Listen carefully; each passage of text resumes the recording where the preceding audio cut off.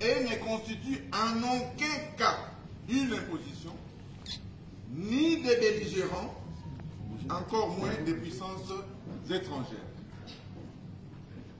La Constitution a été conçue pour assurer le bon fonctionnement des institutions de la République, prévenir les conflits internes, promouvoir et consolider la cohésion et l'unité nationale, garantir les libertés publiques, promouvoir l'état de droit, empêcher les dérives dictatoriales et garantir une alternance démocratique régulière.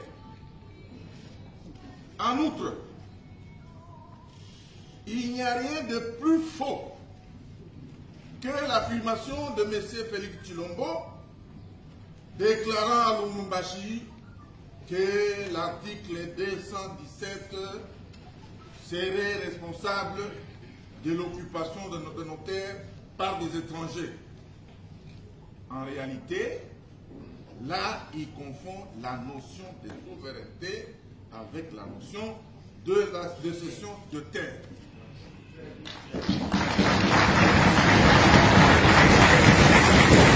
Aujourd'hui, de rappeler que dans notre pays, selon l'article 214, alinéa 2 de la Constitution, aucun millimètre, je dis bien aucun millimètre du territoire national ne peut être cédé à quiconque sans l'accord préalable du peuple congolais consulté par référendum.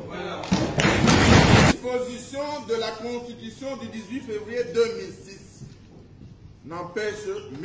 Tshisekedi Tshilombo d'améliorer les conditions sociales du peuple congolais. Notamment en garantissant une rémunération décente pour nos militaires, une rémunération décente pour les policiers, les enseignants, les médecins et autres agents et fonctionnaires de l'État, en donnant à la population l'accès à l'eau potable, à l'électricité et à des soins de santé de qualité, en stabilisant les taux de change, en construisant et en réhabilitant les routes, en régulant la circulation routière pour contenir les embouteillages, en régulant la circulation routière pour contenir les embouteillages, en récupérant Bunagana et la centaine d'autres localités occupées par le M23, en mettant fin à la guerre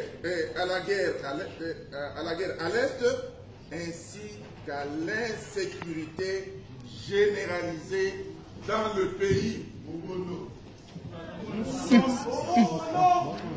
Nous sommes tous témoins de ce que la souffrance du peuple congolais a atteint des niveaux tragiques et insupportables.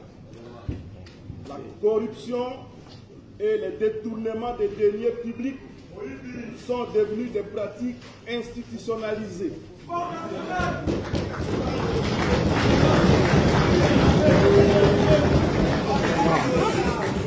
L'espace de liberté s'est gravement rétréci.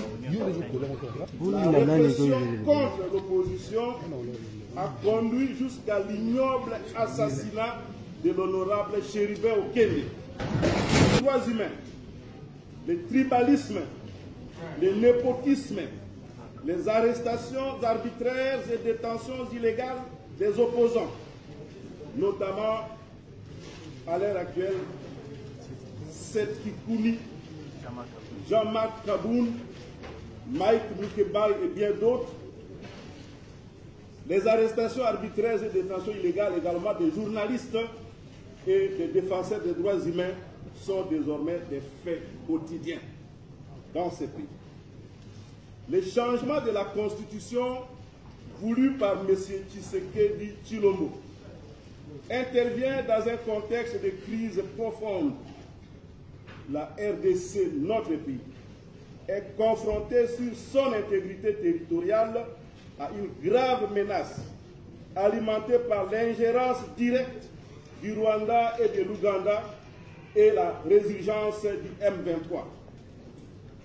À cela s'ajoutent les violences des ADF à Beni et Irumu, de Kodeko et Zaïre, qui sont des groupes armés en Ituri, la présence de troupes burundaises au sud Kivu, les massacres perpétrés par les Mobondo dans les territoires de Kwamut, de Bagata, de Keng.